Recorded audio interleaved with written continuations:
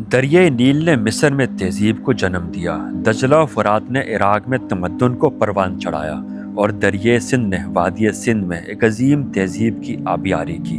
वो तहज़ीब जिसे आज हम इंडस वैली सिविलाइजेशन के नाम से जानते हैं, जिसके आसार मोहनजोदड़ो में नज़र आते हैं।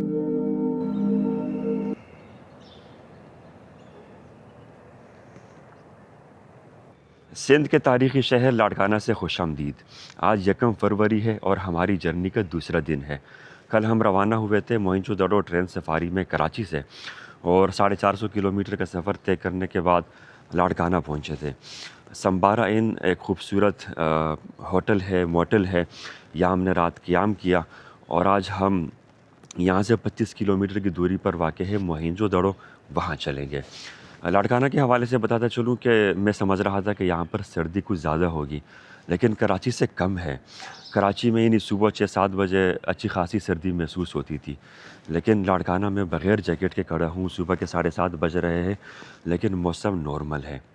हालांकि लाड़काना वो इलाका है, लाड़काना, जैकबाबाद, सक्कर, यहाँ गर्मी भी ज़्यादा होती है और सर्दी भी सुबह शाम में ज़्यादा होती है, लेकिन हमें आज कोई ज़्यादा सर्दी महसूस नहीं हो रही। बहरहाल यहाँ हम नाश्ता करेंगे, लेकिन नाश्ते से कबल जो बाहर एक खुली फ़ज़ा में खूबसूरत माहौल, जिस तरह आप देखें यहाँ पर ये मोर नज़र आ रहे हैं। तो मोर वैसे ऊपर है, ये भी कोई परिंदा है, मोर की तरह सफ़ेद कलर में है। क्या नाम है मुझे नहीं मालूम, लेकिन यहाँ पर मोर भी है और साथ ये स्विमिंग पूल आप देखिए, साफ़ व शफ़ाफ़ स्विमिंग पूल, लेकिन खैर मौसम नहाने का नहीं है। तो बहरहाल ये आप देख सकते हैं जो यहाँ सेटिंग एरिया है बराबर में और लाउंज है, गार्डन एरिया है, तो बड़ा ही प्यारा। ये देखिए सामने ऊपर मोर है, ये खूबसूरत परिंदा, सरायतर की निशानी मोर, बतख है।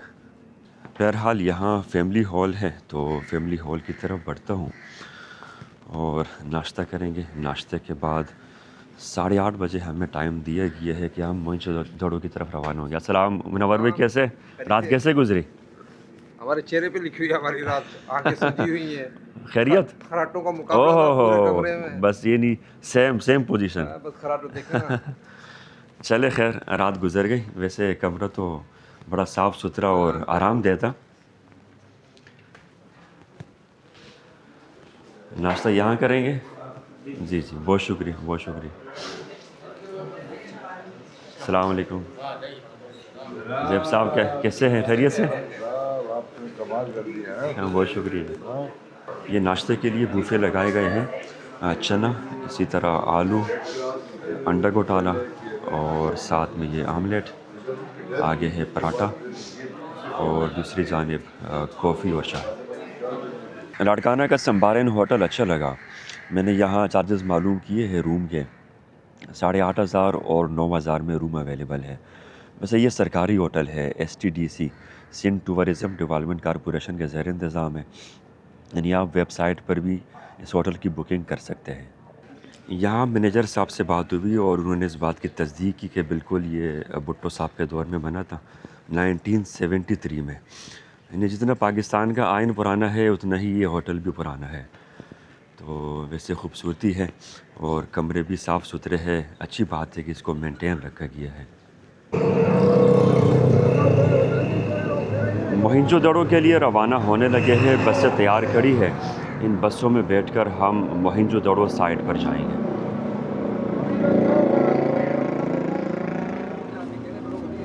अस्सलाम वालेकुम।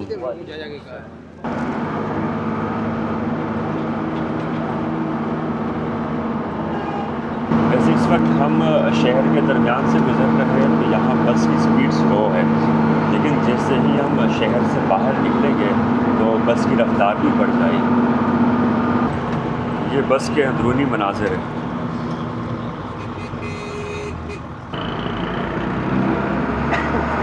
सुबह सुबह भैंसों ने सड़क पे कब्जा जमा लिया है, पूरी सड़क भैंसों से भरी पड़ी है। ये देखिए,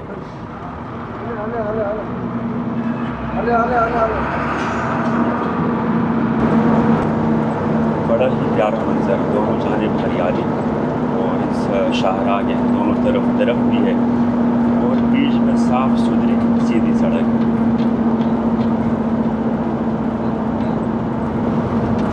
बिल आखिर हम मोहनजोदड़ो साइड पर पहुंच चुके हैं। ये सामने दरवाज़ा है और ये जो सड़क बाहर है अब हाल ही में बनी है। अच्छी बात है कि यहाँ तरक्याती काम वक्तन फ़वक्तन होता रहा है। तो ये मेन गेट है, अब यहाँ से अंदर दाखिल होंगे।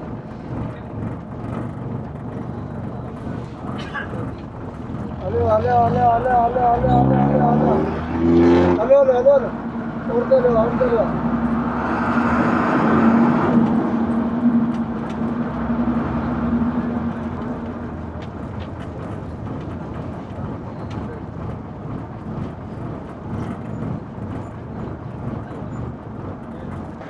मोहनजोदड़ो साइड पहुंच चुके हैं और यहाँ पार्किंग एरिया के पास ये देखिए सामने एक जगह बनी है जहाँ लिखा है सर जॉन मार्शल्स कार।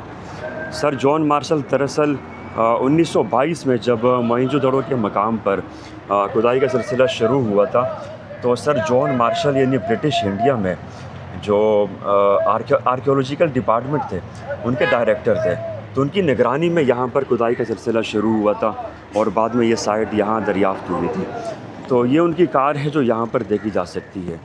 और अब हम यहाँ बढ़ेंगे आगे साइट की तरफ।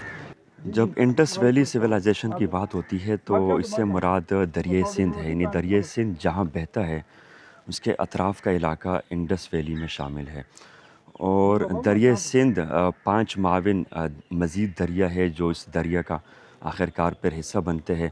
मसलन ऊपर ये पहाड़ी सिलसिला है जहलम, चनाब, रावी, ब्यास, सतलुज।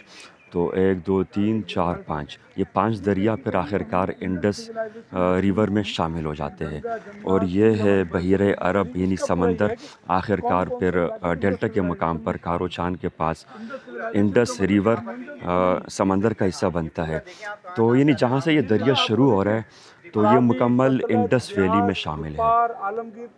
इस मकाम पर सामने एक मुजस्मा स्टैचू नज़र आ रहा है जो दरअसल डांसिंग गर्ल कहलाती है। कहा जाता है कि ये डांसिंग गर्ल जो मुजस्मा है यहाँ खुदाई के नतीजे में बरामद हुआ था। और यह भी कहा जाता है कि जो असल मुजस्मा यहाँ से बरामद हुआ था वो बाद में दिल्ली म्यूज़ियम मुंतकिल कर दिया गया था। और ये उसका एक मॉडल है जो उसी डिज़ाइन पर बनाया गया है और अब यहाँ नुमाइश के लिए इसको पेश किया गया है। सिंध में 2 ऐसी साइट्स हैं जो वर्ल्ड हेरिटेज में शामिल है। एक मकली कब्रिस्तान है और दूसरा मोहनजोदड़ो। मोहनजोदड़ो को यूनेस्को की आलमी विरसे की फ़हरिस्त में 1980 में शामिल किया गया था। मैं फ़र्स्ट टाइम मोहनजोदड़ो आया हूँ और मेरा इब्तदाई ख़्याल ये था जब मैं यहाँ आ रहा था कि जिस तरह मोहनजोदड़ो साइट एक वीरान जगह है तो उसके अतराफ़ का इलाका भी वीरान ही होगा। लेकिन ये देखकर अच्छा लगा, खुशी हुई कि इस मकाम को बड़ी खूबसूरती के साथ डिज़ाइन किया गया है। ख़ास तौर पर यहाँ सेटिंग एरिया है, गार्डन है और दरख्त है। ये साइट का दाखिली दरवाज़ा है और उसके पास ही एक बैनर है जिस पर लिखा है well known archaeologist and experts of the Indus valley civilisation. यहाँ उनकी तस्वीरें भी लगी है उन शख्सियात की, साथ में उनका तारुफ भी लिखा है, उनके नाम भी है जिस तरह सर जॉन मार्शल और बाद में एक लंबी फ़हरिस्त है। तो ये वो शख्सियात थी जिन्होंने इस साइट पर काम किया है और वादी सिंध की तहज़ीब के हवाले से उनको माहिर समझा जाता है अपनी फ़ील्ड में। तो बहरहाल ये दाखिली दरवाज़ा है और हम दाखिल हो गए। ये खंडरात है जहाँ पर आज से कोई 100 साल कबल यानी 1930 की दहाई में जब खुदाई हुई तो ये आसार यहाँ बरामद हुए थे। और ये एक और मुजस्मा है, स्टैचू है जिसके बारे में कहा जाता है कि ये किंग जो यहाँ बादशाह थे या फिर सरबराह थे तो उसको यहाँ पेश किया गया है। और साथ में आप देखें ये जो तहरीर है, स्क्रिप्ट है, इसको कोई समझ नहीं सकता।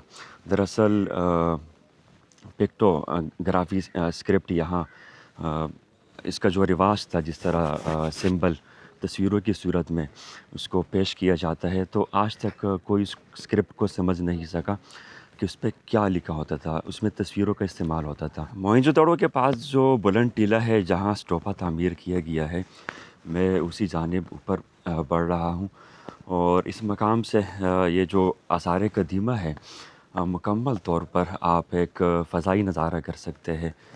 और ये जो बुलंद टीला है यहाँ पर भी इंतहाई सलीके के साथ और नफासत के साथ ये कमरे और ये मकामात तामीर किए गए हैं। दरअसल ये जो स्टोपा है बुद्धिस्ट स्टोपा कहलाता है और ये उस वक्त का तामीर शुदा नहीं है, यानी क़ब्ल मसीह में तामीर नहीं हुआ था। कहा जाता है कि ये बाद में यानी पहली सदी या दूसरी सदी ईस्वी में यह स्टोपा तामीर हुआ है।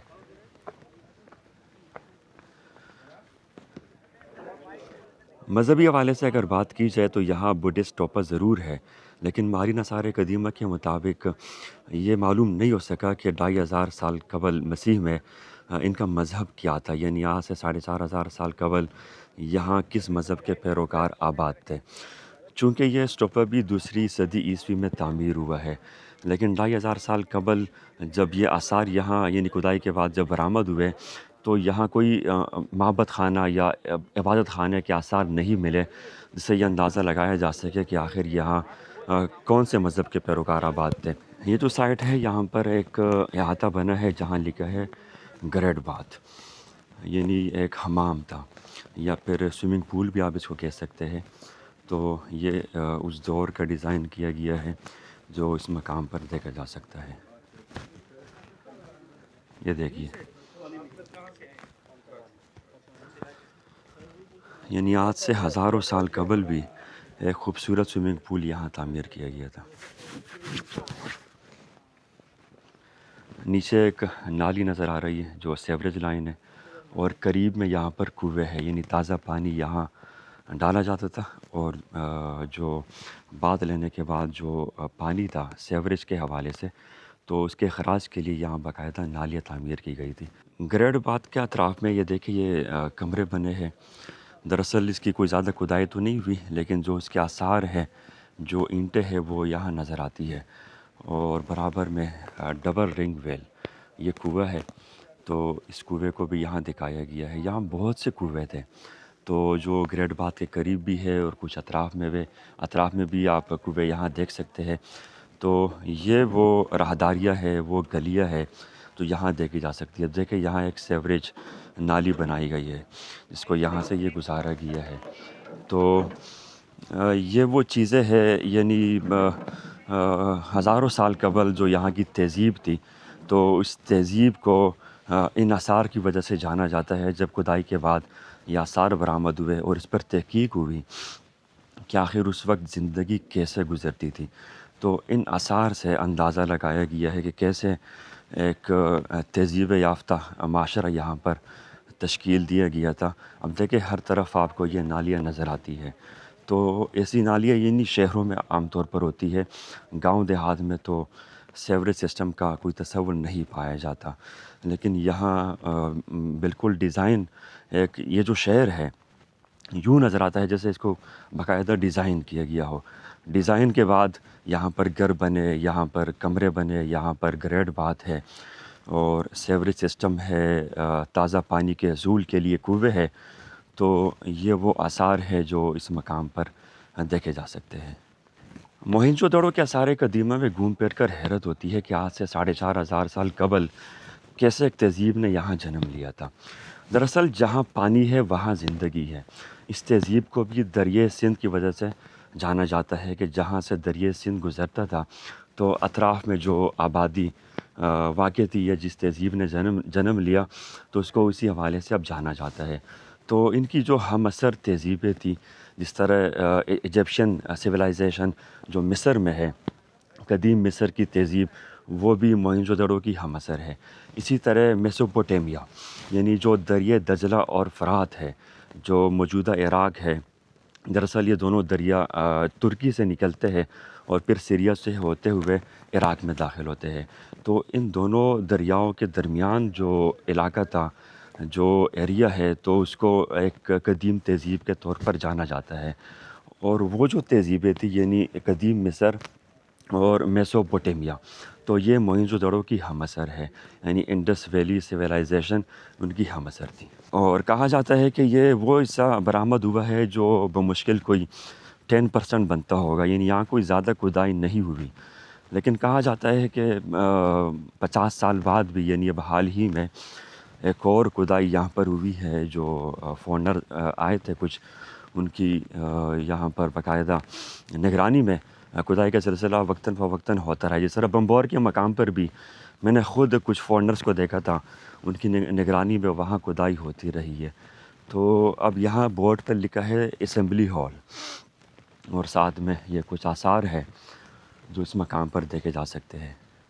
ये मज़ीद बुलंदी पर एक और मकाम है जहाँ से तहद निगाह जो अतराफ़ का इलाका है वो भी नज़र आता है, और यहाँ कुछ दरख्त हैं बहुत बड़े पैमाने पर। अस्सलाम वालेकुम ज़ैब साहब। Nice, thank you.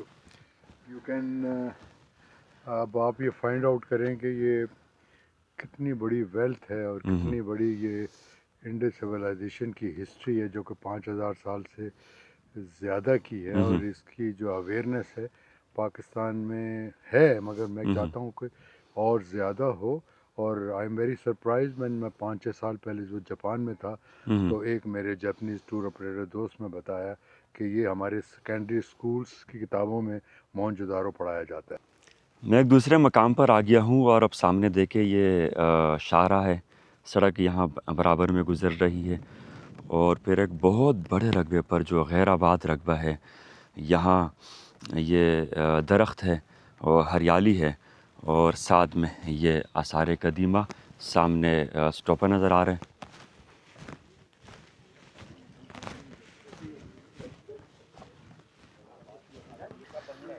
शाम साहब यहाँ मौजूद हैं, हम इनसे भी गुफ्तगू करेंगे। अस्सलाम वालेकुम सर। ये कहाँ आपने लगाया नहीं आज? ओ सर, वो बैग में ही रह गया। मैं आपको ठीक है, मैं मौका पहन नहीं लेता हूँ। दूंगा। देखिए, खुशी की बात यह है कि सरकारी महकमे जो है ऐसी चीज़ों में दिलचस्पी लेने लगे हैं। तो वज़ीर सियाहत चूँकि ख़ुद जवान साल जवां आज़म हैं, तो उसकी वजह से जो सियाहती मकामात हैं सिंध के, उनको कोशिश की जा रही है कि वहाँ सहूलतें ज़्यादा हों, लोग आएँ देखें। ये जहाँ हम इस वक्त बात कर रहे हैं मोहनजोदड़ो, ये तो वैसे ही यूनेस्को का एक हेरिटेज मिशन है, तो यहाँ तो और ज़्यादा तवज्जो होनी चाहिए। मोहनजोदड़ो का वो साइड जो खुदाई के नतीजे में बरामद हुआ वो हमने देख लिया, लेकिन अब खुदाई के नतीजे में यहाँ से क्या कुछ बरामद हुआ है वो देखने के लिए जा रहे हैं। यहाँ पर म्यूज़ियम है, तो जब तक म्यूज़ियम नहीं देखेंगे ये बात समझ नहीं आएगी कि आखिर यहाँ क्या कुछ बरामद हुआ और इस म्यूज़ियम में क्या कुछ रखा गया है, ताकि समझ आ सके कि यहाँ ज़िंदगी कैसे गुज़रती थी, यहाँ तहज़ीब कैसी थी। तो वो तमाम आसार जब हम देखेंगे म्यूज़ियम में, उसके बाद ही किसी नतीजे पर पहुँच सकेंगे। म्यूज़ियम की जानिब बढ़ रहा हूँ, और ये राहदारी है, इसी राहदारी के अख्तिताम पर आगे म्यूज़ियम वाक़ है। वैसे यहाँ माहौल बड़ा ही प्यारा है। एक तो हरियाली है, घने दरख्त है, और साथ में जो परिंदों की नग़मा सराई सुनने को मिल रही है, बहुत ही प्यारा मंज़र। यहाँ मुकम्मल मैप है, दरअसल पाकिस्तान का नक्शा है, इंडस सिविलाइजेशन। तो ऊपर जो दरिया आते हैं नीचे, वो तमाम दरिया यहाँ दिखाए गए हैं, और हम इस वक्त मौजूद है मोहनजोदड़ो के पास। ये जो ब्लू लाइन है ये है दरिया सिंध। अच्छा, इसी तरह हड़प्पा जो पंजाब में साहिवाल के पास है, ये देखिए ऊपर नाम भी लिखा है, वहाँ पर भी 1920 और 1930 के अशरे में जब खुदाई की गई तो इसी तरह के आसार बरामद हुए थे, जो आसार हमें यहाँ नज़र आते हैं। यानी ये दोनों मकामात इंडस वैली सिविलाइजेशन के हवाले से जाने जाते हैं कि यहाँ जो आसार बरामद हुए तकरीबन एक जैसे थे। तो म्यूज़ियम, अजायब घर, ये दाखिली दरवाज़ा है, और ऊपर जाएंगे, यहाँ का भी विज़िट करेंगे। ये है जी यहाँ का म्यूज़ियम। एक तरफ से शुरू कर लेता हूँ।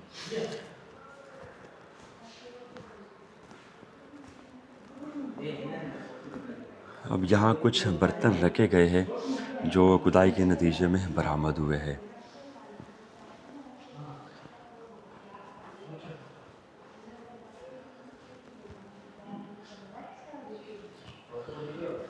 कुल्हाड़ा, इसी तरह कुछ लोहे के औजार हैं, और ये फिर ऐसे बर्तन हैं जो साइज़ में कुछ बड़े हैं। तो सदियों पुराने बर्तन, लेकिन आज भी हमारे सामने यहाँ मौजूद है।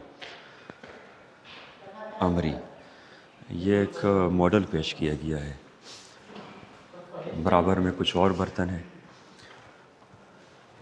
कोट डेजी, ये भी एक किला है। ये एक पेंटिंग है, बड़ी ही प्यारी पेंटिंग है। और ये मोहनजोदड़ो जो तहज़ीब यहाँ गुज़री है, तो एक खाका पेश किया गया है कि यहाँ पर घर कैसे थे, लोग कैसे रिहाइश रखते थे, इनको काम काज करते हुए भी दिखाया गया है। यहाँ मज़ीद कुछ बड़े बर्तन है और एक मॉडल है कश्ती का। यहाँ पर भी कुछ प्याले हैं।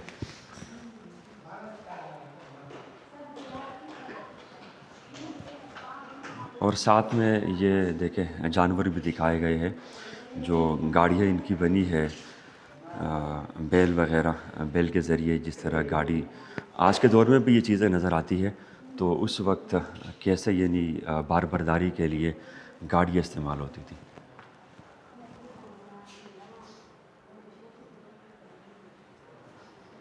ये पत्थर हार बने हुए हैं और ये मज़ीद एक डिज़ाइन है, ये देखिए, इनको तो अजरक पहनाया गया।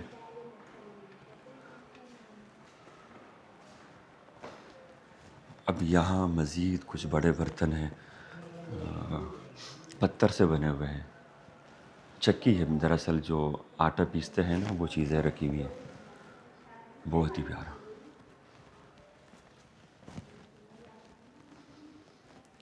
यहाँ पर भी लकड़ी है और कुछ हड्डियाँ भी नज़र आ रही हैं। ये देखिए, ये हड्डी है, इंसानी हड्डी। ये इंसानी हड्डी यानी सदियों पहले जो लोग यहाँ रिहाइश पजीर थे, आज उनकी हड्डियाँ भी हमारे सामने हैं। ये भी हड्डियाँ है, सीपिया है। ये मज़ीद कुछ पत्थर है और जानवर बने हुए हैं, देखें। यानी इस वक्त जो डिज़ाइन किए गए थे, ये वो चीज़ें हैं। ये भी पत्थर है।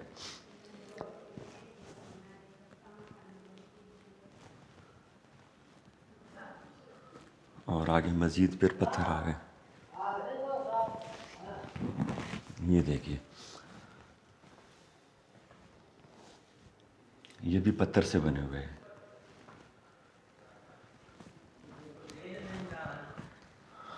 और ये गैलरी आखिरकार घूमते घूमते हम यहाँ से बाहर निकल जाएंगे। ये आसार कदीम है और साथ में ये मिट्टी के बर्तन हैं, बड़े बर्तन हैं, मटके हैं।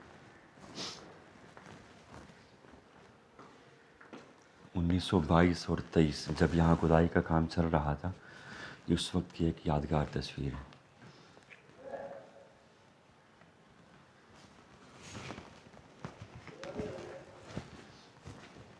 यहाँ पर भी मिट्टी के बर्तन रखे हुए।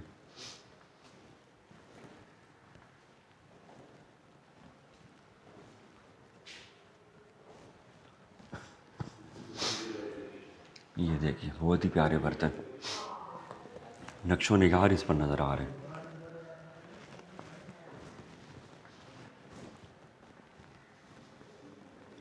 बहुत ही आला।